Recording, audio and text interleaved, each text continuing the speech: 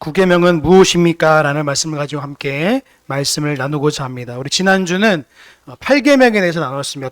도둑질하지 말라. 그렇죠? 하나님께서 너와 내 이웃의 재산들을 증진하고 보존하라고 말씀드렸습니다. 그래서 여러분 재테크하는 것도 죄가 아니라고 말씀드렸습니다. 그래서 극단적 좌우를 조심하라고 말씀드렸어요. 왼쪽에 있는 청빈론, 가난하게 사는 것이 복이라고 하는 것도 아니고요. 청부론 반대로 돈이 많은 것도 복이라고 가르치면 기복주의로 빠진다고 제가 말씀드렸어요. 그러니까 양 극단을 가르치면 정말로 위험할 수도 있습니다. 그래서 우리 개혁교회는 중간을 가르칩니다. 그래서 아디오포라는 개념을 통해서 이 돈의 개념을 그 중간재 개념이에요. 그래서 이것을 다루는 사람이 이것을 어떻게 하나님 앞에서 다루느냐에 따라서 돈의 문제를 하나님 나라 위해서 귀하게 쓰는지 아니면 정말 바르게 쓸 수 있는 거예요. 그런데 만약에 이것을 악한 마음을 가지고 쓰게 되면 이웃의 재산과 나의 재산을 오히려 탕진할 수도 있고 잘못할 수도 있다고 제가 말씀드렸습니다. 그래서 여러분 이 돈을 정말 조심하게 다뤄야 할 문제는 뭐냐면 내가 신앙인으로서 바로 서지 않으면요 이 돈의 문제를 다루는 굉장히 어렵습니다. 돈이 많다고 해서도 뭐 좋은 것도 아니고 돈이 없어도 문제가 될 수 없는 거예요. 그래서 사도 바울이 항상 말했죠. 내가 부하기도 했고 내가 가난하기도 했고 내가 일체의 비결을 배웠다는 말이 마치 모든 것을 다 잃었다고 말하지만 사도 바울이 진짜 고백하는 내용이 뭐냐면 예수 그리스도 안에 있으면 이 모든 것이 다 내게 오히려 해로 여긴다 말씀하시면서 예수 그리스도에 대한 만족을 거기서 말하는 것이지 뭐 어디 물질의 많고 적을 말하는 것이 아닙니다. 그래서 오늘 구계명을 통해서 우리가 이웃에 대한 그 명예와 그 신용과 그것을 어떻게 다루는지를 말씀을 통해 좀 확인해 보자 합니다. 여러분 우리가 뒷담화 굉장히 많이 하죠. 우리 뒷담화를 시원해. 우리 하게 되면 너무나 시원한 것 같죠. 우리 죄성에도 불구하고 다른 사람의 얘기를 하는 것을 굉장히 함부로 여길 때가 참 많습니다. 그래서 여러분 꼭 기억할 게 뭐냐면 그리스도인은요 항상 어떤 관점을 가지고 살아가야 되냐면 코람데오 입장에서 살아가야 됩니다. 뭐라고요? 코람데오. 이거는 종교개혁의 정신이자 성경 전체의 기준으로 살아가는 거예요. 이거는 그리스도인의 윤리관입니다. 내가 하나님 앞에서 그 신인식의 태도를 가지고 살아가는 것이 얼마나 중요한지 몰라요.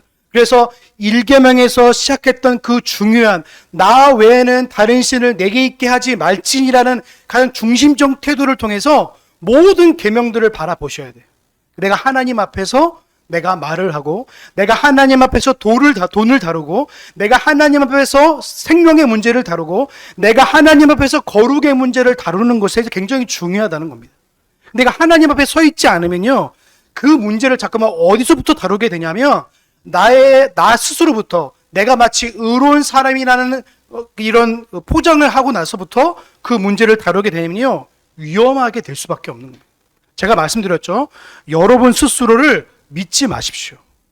제가 말씀드렸죠. 여러분은요 우리는요 죄악은요 마치 본능과 같아요. 본능 아시죠?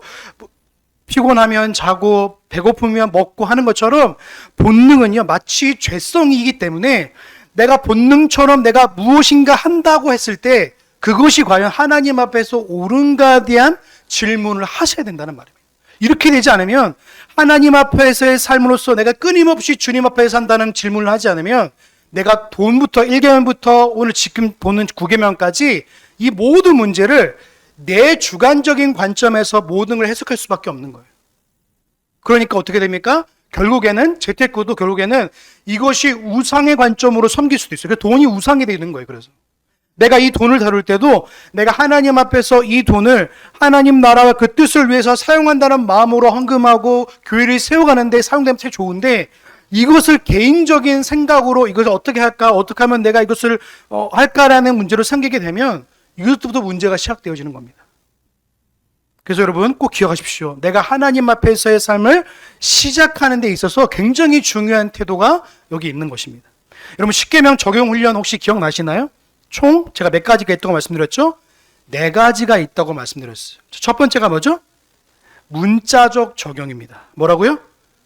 문자적 적용. 이건 뭐냐면 내가 있는 그대로의 문자적 내용을 내가 해석하는 거예요. 그래서 이거를 통해서 내가 긍정 명령과 부정 명령을 내가 지켜보는 거예요. 그래서 하지 말라는 건 뭡니까? 동시에 하지 말라는 것과 하라는 것을 동시에 생각하는 거예요. 그러니까 오늘 9계명도 어떻게 됩니까? 내 이웃의 9계명에 명령하는 것과 금지하는 것은 동시에 하라는 것과 하지 말라는 내용을 동시에 품고 있는 거예요. 그래서 여러분 8계명에 도둑질 하지 말라죠. 그러면 동시에 다른 긍정명령이 뭐죠? 도둑질 하지 말라는 것 반대로 도둑질 하지 않으면 내가 어떻게 하나님 앞에서 이것을 노동을 하고 내가 직업 소명으로 이걸 가지고 어떻게 살아갈지를 고민하게 되는 거예요. 자, 두 번째입니다. 종합적 적용이 있습니다. 뭐라고요? 종합적 적용. 좀 어렵죠. 여러분 뭐 부사 이런 거 배우는 것도 아닌데 이게 뭐냐면 10계명 전체를 기준으로 해서 어떤 것이 무엇을 종합적으로 적용해야 할지를 복합적으로 해석하는 거예요. 제가 성경에 보면 창세기부터 요한계시록까지요. 어떤 계명이 얽혀 있는 것도 있고요. 어떤 것은 따로 떨어뜨린 것도 있어요. 그래서 7계명과 8계명이 얽혀 있을 때도 있고 4계명과 5계명이 얽혀 있을 때도 있어요. 그래서 이걸 잘 보시면 성경에서는 10계명을 통해서 성경을 보시면요. 아, 이런 내용인가는 우리가 어느 정도 알 수 있습니다. 세 번째가 뭐냐면 우선적 적용이 있습니다. 뭐라고요? 우선적 적용. 이게 뭐냐면 반대로 부딪히는 명령을 제외하는 거예요. 예를 들어서 4계명이 높은지 5계명이 높은지 보시는 거예요. 여러분 1, 2, 3계명이 높나요? 아니면 4, 5, 6계명이 먼저 높나요? 1, 2, 3이 먼저입니다. 그래서 우리가 하나님에 대한 계명을 먼저 바라보고 그리고 나서 5, 6, 7, 8을 생각하게 되는 거예요. 그래서 주일을 그렇게 우리가 기억하며 지키는 이유는 뭡니까? 그 주일이 하나님께서 정하시고 제정하시는 주일이기 때문에 나머지 명령들이 이 4계명을 침범할 수 없는 거예요. 4계명이 우선시 돼야 되는 거예요. 그래서 1, 2, 3계명은요. 4계명이 적용됨에 따라서 이 성도의 신앙을 바라볼 수 있는 거예요. 그래서 내가 하나님 앞에서 내가 주일을 지킴을 통해서 나머지 5, 6, 7, 8, 90을 주님 앞에 맡기며 살아가는 거예요. 이웃의 관계라든지 돈의 문제라든지 아니면 내가 거룩의 문제라든지 생명의 문제라든지 이 문제를 종합적으로 다루게 되는 겁니다. 그리고 네 번째가 뭐냐면 양심적 적용이 있습니다. 뭐라고요? 이거 뭐냐면 일반 윤리에서 말하고 있는 보편 상식 적용에서 말하고 있는 거예요. 여러분 세상의 문화는 달라지나요? 안 달라지나요? 달라집니다. 예를 들어서 구약시대의 문화를 지금 이 시대에 끌어와서 사용할 수 있나요? 못하죠. 여러분 생각해 보세요. 구약시대의 문화는요, 절대적인 하나의 신정 통치가 이루어지기 때문에 하나님께서 그 이스라엘을 다스리는 통치 방식과 지금 하나님께서 교회를 다스리는 방식이 좀 다른 차원을 다스리는 거예요. 그래서 그 당시의 구약시대의 방식으로 지금 방식으로 하시면요, 굉장히 괴리감이 있는 거예요. 만약에 구약의 방식대로 하면 오늘도 도피성을 만들어 놔셔야 돼요. 도피성은 누구의 예표라고 제가 말씀드렸죠? 오전 예배 때? 예수 그리스도. 예수 그리스도만이 우리의 유일한 도피성을 제가 말씀드렸잖아요. 그러니까 구약에 있는 문화관이나 지금에 있는 문화관이 다르기 때문에 그 시대의 문화에 따라서 이 문화에 대한 적용을 하게 되는 거예요. 아셨죠? 그래서 문자적, 종합적, 우선적, 양심적 적용을 통해서 10계명을 다루게 되는 거예요. 그래서 오늘 8계명, 9계명도 마찬가지입니다. 내가 이웃에 대해서 거짓 증거하지 말지니라 이 말은 어디 계명과 데콜커머니가 되신 것 같아요? 3계명입니다. 3계명 뭐죠? 내 이웃의 3계명 뭐죠? 하나님의 이름을 망령되이 일컫지 말랍니다. 그렇죠? 근데 이 계명이랑 3계명이랑 이 9계명이랑 마치 데칼코마니처럼 연결되어 있어요. 그래서 우리가 제가 방금 전에 종교개혁 때 중심의 주제가 제가 뭐라고 말씀드렸죠? 코람데오라고 말씀드렸어요. 내가 하나님 앞에서의 삶을 내가 그대로 이웃의 관계까지도 가져오게 되는 거예요. 그러니까 내가 하나님 앞에서 내가 어떤 삶을 살아갈지를 내가 고민하게 되는 거죠. 대유리문답 143문이 이렇게 말하고 있습니다. 제가 읽어드릴게요. 9계명이 명령하는 의무는 무엇입니까? 제가 이게 소유리문답은 청소년들과 어린 학생들을 위해서 교육한 거라면 대유리문답은 청년들과 성인들을 위해서 교육한 교육 자유입니다. 제가 읽어드릴게요.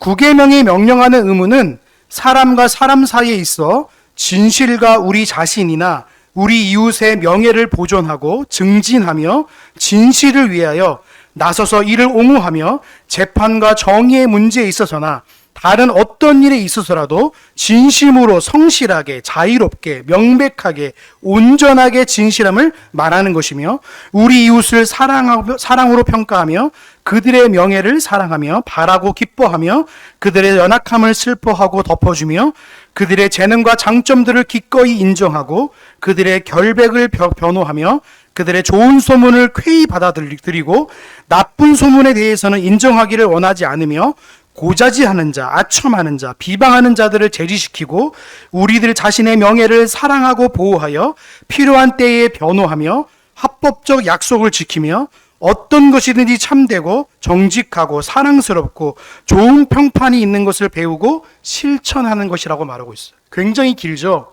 그러니까 우리가 구계명의 내용이 얼마나 풍성한지 모르는 거예요. 나와 이웃의 명예를 증진시킨다는 것은 나와 내 명예를 소중하게 다루어 가는 거예요. 왜 그렇습니까? 하나님께서 예수 그리스도를 통해서 우리를 사랑하는 것처럼 내 이웃을 어떻게 사랑하고 성경에 말하고 있죠? 내 몸처럼. 그럼 나와 같은 입장에서 그 사람을 대우하라는 말이에요. 여러분 그 사람을 대우할 때 우리는 남으로 대우합니까? 아니면 그냥 내 스스로 나 스스로 같이 저 사람을 대우합니까? 거의 대부분이 남으로 대우한단 말이죠. 그렇죠? 한 교회 안에서도요. 어떻게 생각하냐면 나와 너라는 분명한 선이 있어요. 그래서 여러분 교회에서 보면요. 이 선이란 부분이 무너져야 할 것은 더 세워주고요. 없어져야 할 것들은 더 세워주는 이런 세대에 살고 있는 거예요. 그럼 우리가 다른 사람의 명예를 증진시키고 그 사람의 명예를 보존하라고 분명히 말하고 있어요. 그래서 우리가 77문에 이렇게 말하고 있죠. 자, 우리 77문 다시 한번 읽어보겠습니다. 우리 명령하는 거 답만 같이 한번 읽어보겠습니다. 시작. 금이 명령하는 것은 특별히 증언할 때 서로 진실함과 우리 이웃의 명예를 지키고 어떻게 하라고요? 지키고요 높이는 것이라고 말하고 있어요. 여러분 이것은 굉장히 중요한 의미입니다. 이거는 구계명은 진실함과 명예에 대한 문제예요. 이 두 기둥을 통해서 우리가 구계명을 보셔야 되는 겁니다. 그래서 성도가 이를 위해서 지켜야 될 의무가 무엇이고 금지하는 것이 무엇인지를 우리 살펴보게 될 것입니다. 첫 번째 긍정적으로 뭐냐면 진실의 수호와 명예의 보존입니다. 그래서 구계명은 거짓말하지 않는 수준을 넘어서는 겁니다. 대부분 목사님들이 여기서 멈춰요. 우리가 거짓말하지 마라. 진실을 말해라. 이 정도까지는 말하는데 진실을 넘어서 이거 거짓말하는 것을 넘어서 진실을 추구하고 또 나와 이웃의 명예를 보존하고 증진시키는 것까지 나아가는 거예요. 그러니까 법정에서 위증하는 거는요 굉장히 큰 처벌을 받습니다, 여러분. 그래서 선서할 때 여러분 법정 혹시 가보신 적 있나요? 웬만하면 안 가보시는 게 추천합니다. 가보면 선서합니다. 그 재판장 앞에 보면 선서가 있어요. 그래서 위증의 죄를 하지 않을 것을 선서를 받아요. 위증을 하면 그 사람의 위증의 죄를 묻습니다. 그러니까 내가 상대방의 인격과 가치를 세워주는 거룩한 책임을 가지고 있는 거예요. 그리스도인은. 근데 대부분의 교회에서 이것이 많이 무너져 있습니다. 그래서 여전도에 가보면요 거의 동물의 색입니다, 여러분. 안 가보셨죠? 제가 이제 예전 교회에 보면 식사를 하고 나면 이제 교제를 하잖아요. 이렇게 교육자실을 나눠서 이렇게 딱 지나가면요 이미 그 사람 여기 없는 사람의 얘기가 난무합니다. 근데 좋은 얘기가 나온 게 아니라 나쁜 얘기를 그렇게 하고 있어요. 그래서 그 사람이 잘못된 얘기, 그 사람의 비방, 그 사람의 어떤 또 안 좋은 점들, 연약한 점들 이것들을 그냥 벌집을 만들어 놓는 거예요. 여러분 이거는요 단순히 팩트의 우리가 고자질하는 것도 여기도 조심하셔야 되는 거예요. 고자질은요 그 사람을 험담하기 위해서 고자질을 하는 거예요. 결국에는. 그러니까 하나님 앞에서 우리가 이웃을 존귀하게 여기는 것이 얼마나 소중한지를 우리 가르치고 있는 겁니다. 그래서 두 번째가 뭐냐면 진실을 해야 하는 모든 시도를 조심하셔야 됩니다. 그럼 78문이 뭐냐면 이렇게 말하고 있어요. 78문 같이 한번 읽어볼까요? 자, 답만 같이 보겠습니다. 시작. 금지하는 것은 진실을 해치거나 혹은 우리나 이웃의 명예를 그러면 모든 이웃의 행위와 명예를 훼손시키는 모든 시도를 금지하는 거예요. 그러니까 우리가 진실을 왜곡하는 근본적인 이유가 뭐죠? 자기 보호를 하기 위해서예요. 여러분, 제가 몇 년 전인데 사람들을 모아놓고 테스트를 하는 걸 제가 봤어요. 그래서 100명의 게스트를 불러놓고 나쁜 얘기와 좋은 얘기를 여기서부터 얘기했는데, 저 그때까지 누가 제일 먼저 빨리 도달할게요? 나쁜 얘기가 더 빨리 도달했습니다. 무섭지 않습니까? 좋은 얘기는요, 세 사람까지 가고 그 이후로 나가지 않아요. 근데 나쁜 얘기는 섭시간에 갑니다. 1번부터 해서 100번까지 가는 거예요. 나쁜 얘기는요, 전달하고 더 살을 붙이고 하고 싶은 거예요. 그 이웃의 명예를 우리는 증진시키시고 보존하는 것에 있어서 우리가 그리스도인이 책임이 있는 거예요. 근데 이것들을 교회에서 가르치지 않으니까 가만히 내버려 두는 겁니다. 여러분, 이거는 교인들의 서로에 관한 관계도 문제이지만 교회에서 이것들을 금지해야 됩니다. 교회는요, 진리의 기둥의 터입니다. 하나님의 말씀과 진리가 세워지는 곳이기 때문에 우리 성도들의 입술에 어떤 열매를 가지고 살아갈지를 분명히 요구하고 있는 거예요. 머리 대신 예수 그리스도가 교회의 머리시기 때문에, 그분이 머리이기 때문에 지체된 우리가 어떻게 했습니까? 머리가 하는 말을 따라가야 됩니다. 질서의 하나님이시기 때문에 그 질서를 따라서 교회가 말하고 무엇을 추구하고 무엇을 말하는지를 우리가 고민해야 되는 겁니다. 그러지 않으면요, 교회가요, 상대방 비방하다가 망합니다, 여러분. 여러분, 갈라디아서 보면 뭐라고 있지 않습니까? 너희가 서로 먹을까 조심하라고 말하고 있어요. 서로 종노릇하라고 말하고 있습니다. 여러분, 갈라디아서를 보시면 종노릇하라고 있지 서로 삼키라고 말하지 않아요. 서로 종노릇하라고 말하고 있어요. 나보다 내가 낫다라고 말하고 있지 내가 너보다 낫다고 말하지 않아요. 세상의 가치관은 상대방을 깔아뭉개고 낮아지게 하고 그 사람을 비방해야지만 높아진다고 가르치지만, 우리 그리스도인은요, 저 사람을 세워줄 때 내가 세워지는 거예요. 이게 없으면 교회는요, 세상과 별반 다를 게 없습니다. 세상의 가치관과 다른 곳이 교회이지 않습니까? 근데 교회에서 이거를 말하지 않으니까 어땠습니까? 교회가 세상에서 말하는 걸 똑같이 하고 있는 겁니다. 상대방의 어떤 명예나 상대방의 어떤 생명에 대한 존중이 없습니다. 여러분, 아담과 하와가 타락한 후에 하나님 앞에서 자신의 허물을 감추고 책임을 전가했던 것처럼, 거짓은요, 내 존재와 내 안전과 명예를 하나님보다 앞세우는 교만에서 비롯되는 거예요. 모든 것을 불꽃 같은 눈동자로 살피시는 하나님을 의식하지 않을 때 생겨나기 시작하는 겁니다. 인간은 너무나 쉽게 이웃을 깎아내리고 자신을 높이려는 거짓의 유혹에 굴복하게 되는 거예요. 제가 존경하는 박윤선 목사님은 이렇게 말씀하셨어요. 그 자리에 사람이 있지 않으면 절대 그 사람의 얘기를 하지 말라고 말하고 있어요. 여러분, 굉장히 본받을 말입니다. 여러분, 대화하는 중에 누구나 여러분 대화하는 중에 있잖아요. 그러면 그 사람 여기 있지 않은 사람의 얘기는 하지 마십시오. 그러지 않으면요, 그 사람의 얘기를 끌어와서 정말로 세상 말로 물고 뜯고 씹고 난리가 나는 거예요. 여러분, 이웃의 재정의가 필요합니다. 성경에 말하서는 이웃은 무엇이죠? 내가 선택한 집단이나 호의적인 대상에 대상하지 않아요. 뭡니까?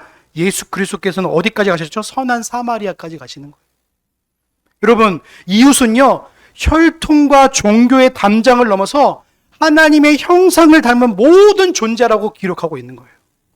그래서 우리 개혁교회 신앙을 가진 사람들은요, 이 지적 자부심 때문에 이 계명을 간과하곤 해요. 그래서 개혁교회 다니신 분들은 다른 사람을 굉장히 많이 비판합니다. 지식이 너무 높아가지고 막 비판하려고 그래요. 근데 여러분 여러분 기억할 게 뭐냐면, 다른 사람을 존중하지 않으면 거기에 우리가 휩쓸려 가는 게 되는 거예요. 이 사람은 내가 어떻게 신학적 지식이 풍부하거나 아니면 연약하거나 이런 상관없이 이웃에 대한 사랑과 존중과 결여된 태도는요, 굉장히 조심해야 됩니다. 구계명을 이미 범하고 있는 거예요. 실제로 개혁교회는요, 엄밀하게 배울수록 백성들이요, 학생들이 주변에 있는 것들을, 그것도 모르는 직접 우월감 때문에 서로 상처 주고 오만함 때문에 그럴 때가 참 많습니다. 근데 이건 영적으로 그들을 깎아내리는 거예요. 교회에서 이런 일들이 많이 일어날 때도 있죠. 그래서 어떤 분은 기도 많이 하고 말씀 많이 읽고 그런 분들을 굉장히 영적으로 막 치우치게 해주잖아요. 이것도 굉장히 조심해야 되는 겁니다. 질서가 무너지는 게 뭔지 아십니까? 교인들끼리 서로 편 나누고 우월을 가릴 때 시작되는 거예요. 교회 분열은 다른 게 아닙니다. 진리가 떠나면 그 시작된 게 뭔지 아십니까? 서로를 비방하는 것부터 시작되어져. 진리가 없으면 그 입술에 악독이부터 담기기 시작하는 겁니다.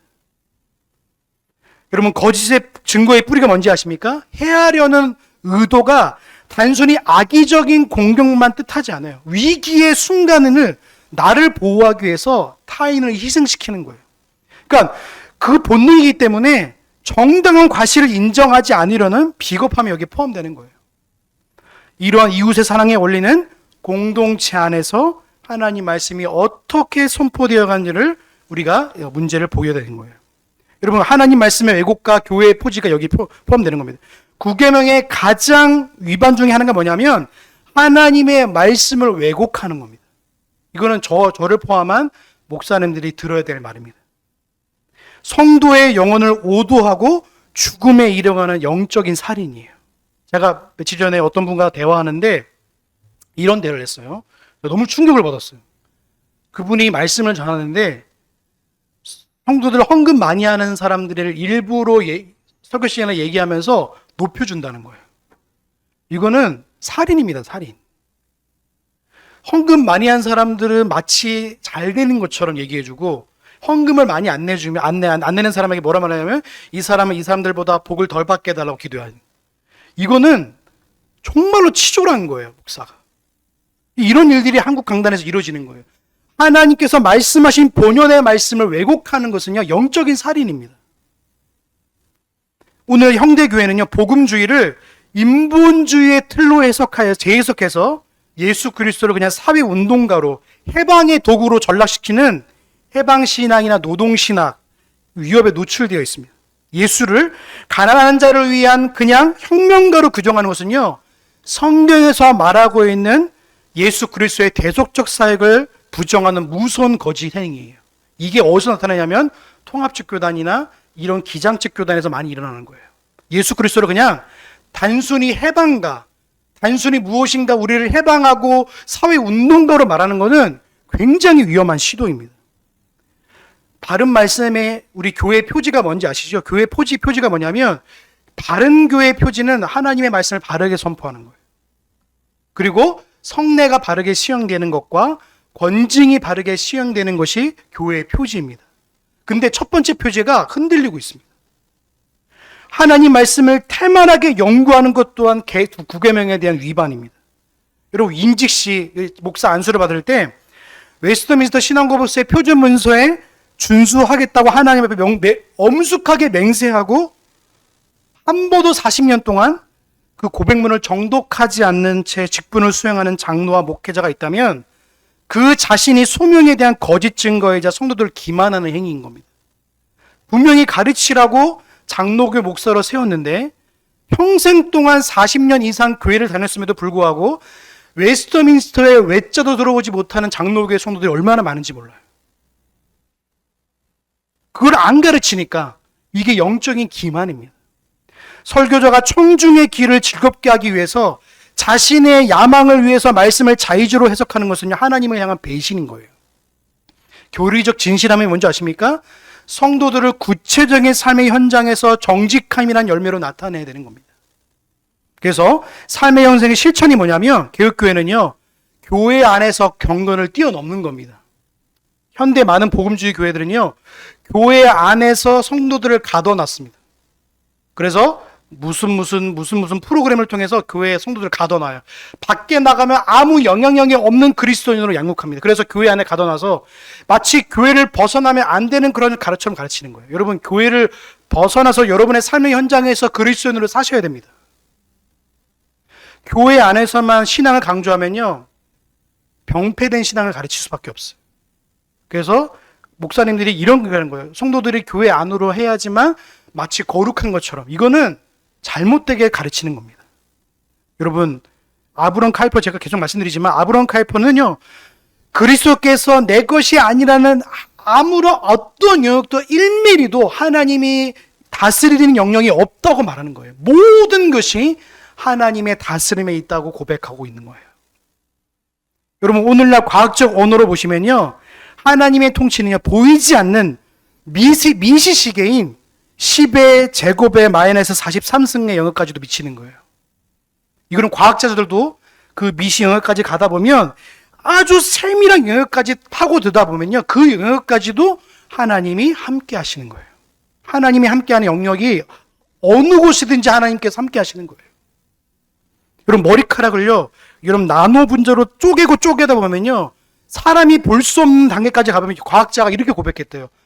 하나님이 계시구나. 이거 쪼개다 보면 알았다. 나노까지 쪼개다 보니까 하나님이 이렇게까지도 하는 걸 그가 발견하는 거예요.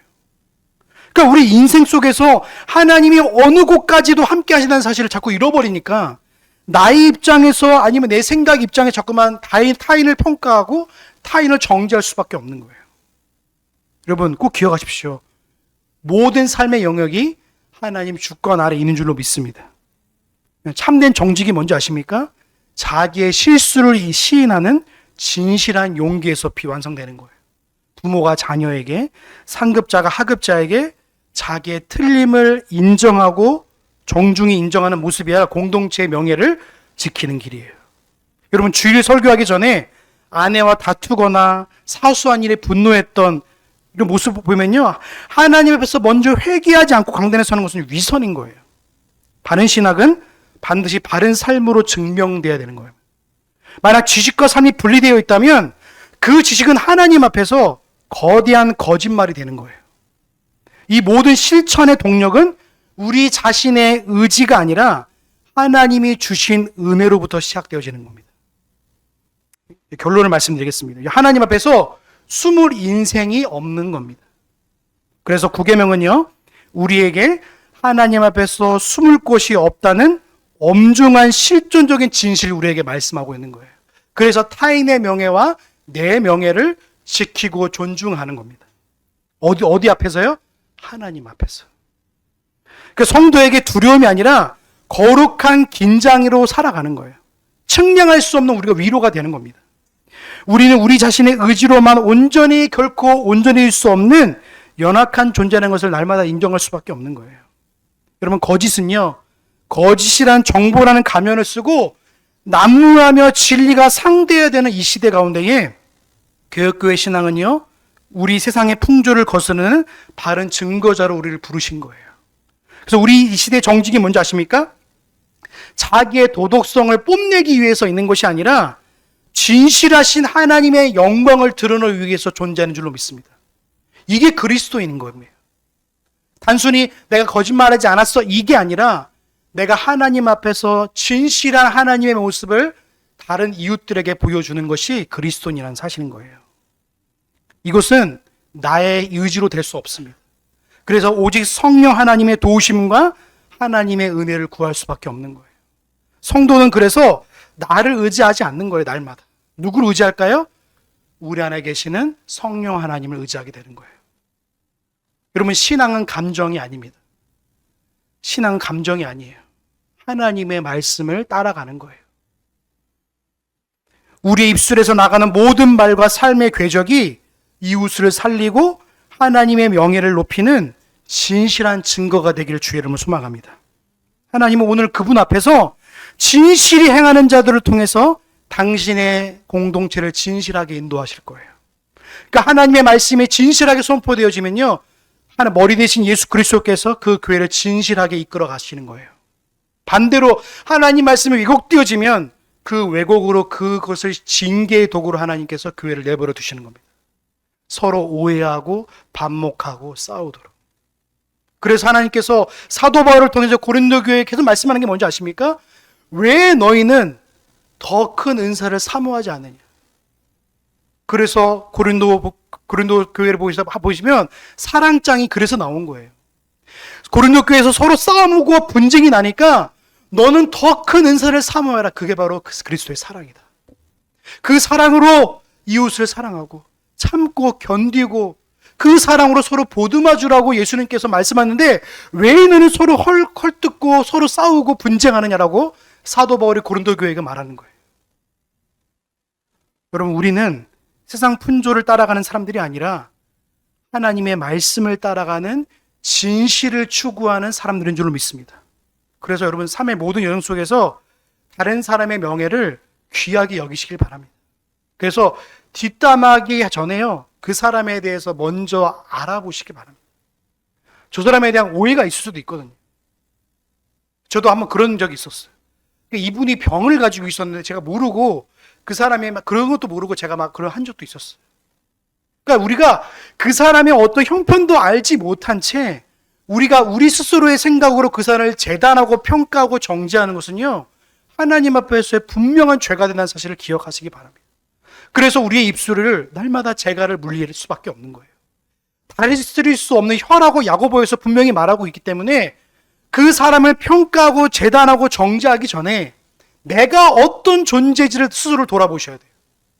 그러지 않으면 다른 사람의 평가를 내 기준으로 그 사람을 재단할 수밖에 없는 겁니다. 여러분과 저는요, 하나님의 은혜로 구원받은 하나님의 사람들인 줄로 믿습니다. 근데 그 사람도 그를 용서하시고 받으셔야죠. 1만 달란트 빚진 자이잖아요. 근데 100달란트 빌린 사람들한테 멱살을 쥐고 왜 내 돈 안 갚냐고 말하는 거 똑같은 거라고 예수님 말씀하신 거 똑같은 겁니다. 우리는 1만 달란트라는 어마어마한 빚을 가진 자예요. 그렇기 때문에 이웃에 대해서 내가 1만 달란트 빚진 자처럼 그 사람에게 배할 수밖에 없는 거예요. 내가 그 은혜를 받았으니까. 여러분, 한 주간 동안 여러분 다른 사람을 폄하하고 정지하고 뒷담하기 이전에 여러분이 하나님께 어떤 은혜를 받았는지를 고민하시고 하나님 앞에의 삶을 살아가는 저와 여러분 되시길 주의 이름으로 소망합니다. 그 은혜가 있으셔야 돼요. 여러분, 제자 훈련하고 교회 프로그램 했다고 여러분 그거로 만족하지 마십시오. 우리는 평생 동안 예수 그리스도를 닮아간 자예요. 한순간에 어떤 훈련으로서 여러분이 인격이 완성됐다고 생각하시면 안 됩니다. 우리의 인격은 날마다 예수 그리스도를 닮아가셔야 되는 거예요. 훈련받았다고 되는 게 아닙니다. 날마다 변화되는 거예요. 악을 날마다 포기하고 선을 선택하는 삶을 살아가는 거예요. 내 안에 계신 성령께서 그 작업들을 여러분 안에 하고 계실 줄 믿습니다. 그 나중에 최종적으로는 완전하게 하나님을 닮아가는 모습으로 변화될 줄로 믿습니다.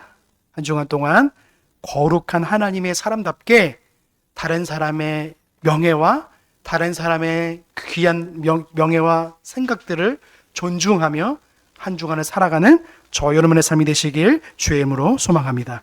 기도하겠습니다. 사랑하는 하나님, 감사합니다. 우리를 사랑하여 주시어서 이 9계명을 통해서 또 우리에게 교훈 주신 하나님 감사합니다. 하나님, 내 이웃에 대하여 거짓 증거하지 말라고 주여 말씀하셨습니다. 단순히 거짓말하는 것에 그치지 않게 하시고 더 나아가 다른 사람의 이웃에 대한 명예를 보존하고 증식시키게 하시고 또한 나의 명예 또한 잘 보존하게 하여 주셔서 우리에게 주신 공동체가 진리를 따르며 진리를 사랑하며 하나님 앞에서 거룩한 공동체여 하나님을 기쁘시게 하는 영광 올리는 우리 주세움교회 될 수 있도록 은혜 베풀어 주시옵소서. 함께 주님을 기대하오며 우리의 구원의 소망 되신 예수님의 이름으로 감사하며 기도하옵나이다.